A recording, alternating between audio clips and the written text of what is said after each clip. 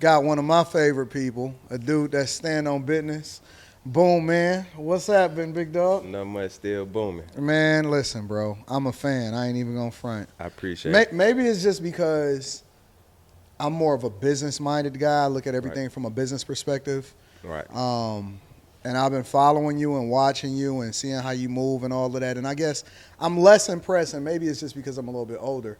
I'm less impressed with the artist side of it, Right. and I'm more impressed with the business side of it. For and sure. You more of a business guy. Yeah, for sure. You from Atlanta, though. Yeah, I'm from Atlanta. All right, so let me back up for a minute before we get into the music and the business and all of that. Okay. I'm always curious about your life, and one of the reasons why I'm curious about somebody from Atlanta that was actually born in Atlanta is because most of the people from Atlanta or most of the people that's in Atlanta today don't seem like they from there. So let me correct you. I wasn't born in Atlanta.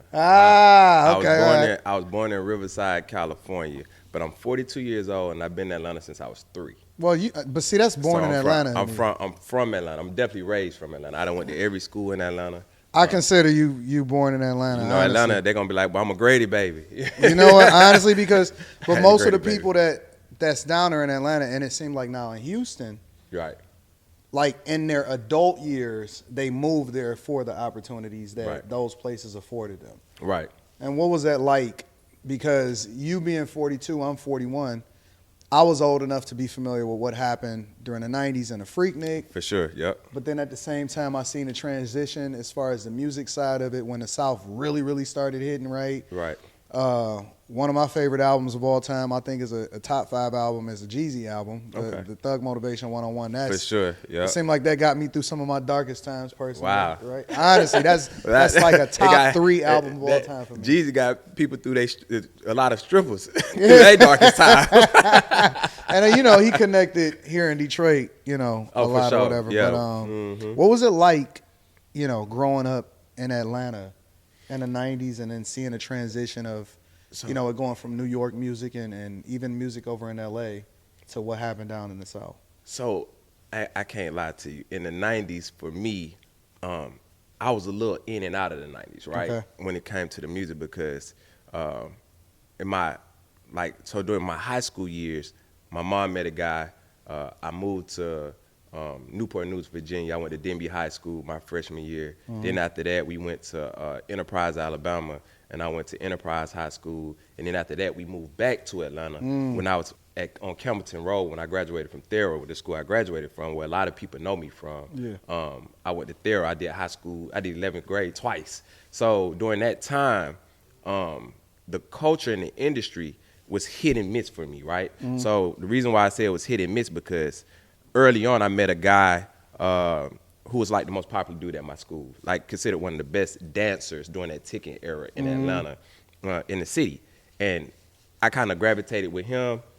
He same way it is now, you know what I'm saying?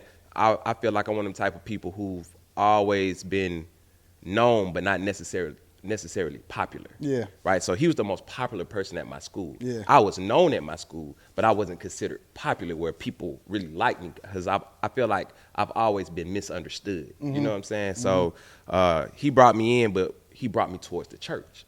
So Okay. So Yeah. I started my music journey during that time because I used to play basketball. Like I was a hooper, and then he got me into dancing, and then he got me into gospel rap. You feel where I'm coming from? And so it started in the church. We didn't smoke, drink, have sex. If a girl was naked on the TV, we'd turn the channel.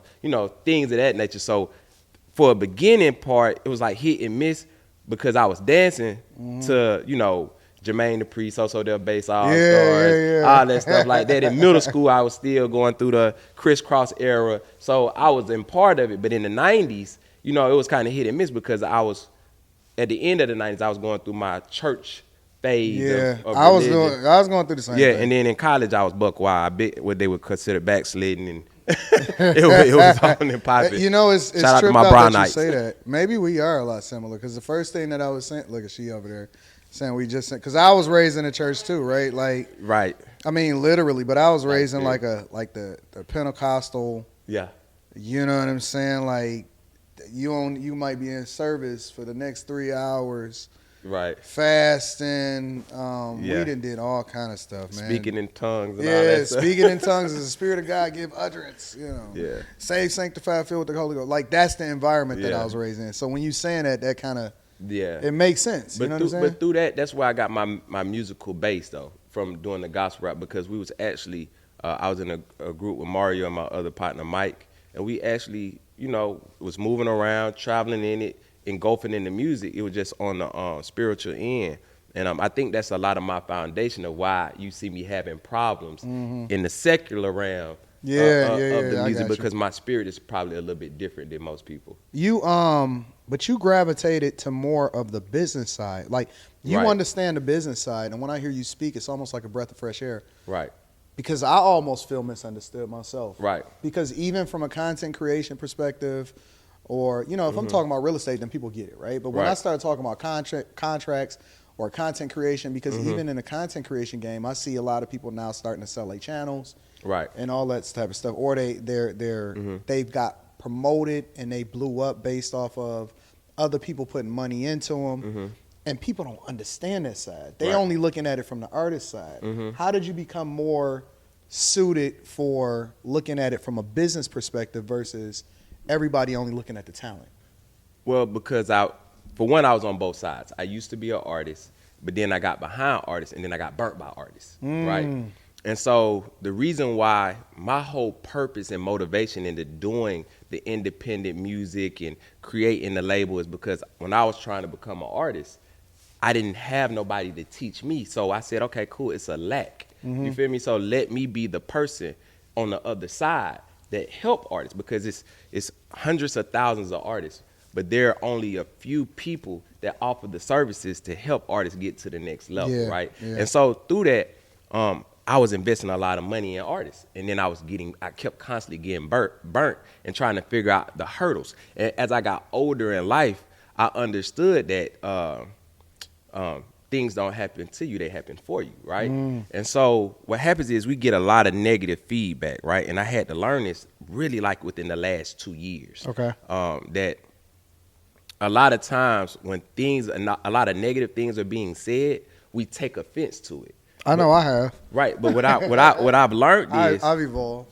but what I've learned is these are signs of something you need to work on, because you're looking at it from your perspective, Yeah. but the people are telling you what they don't like as a consumer. You feel me? And so what it did for me was it said, I get it.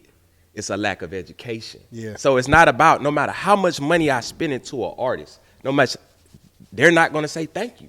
Yeah. Because they don't understand what goes behind it, what goes into it, where it comes from, and how valuable it is to help their career. In their mind, because of the lack of the knowledge, they feel like it's them. The mindset feels like it's them. You're benefiting from me instead of you benefiting from me.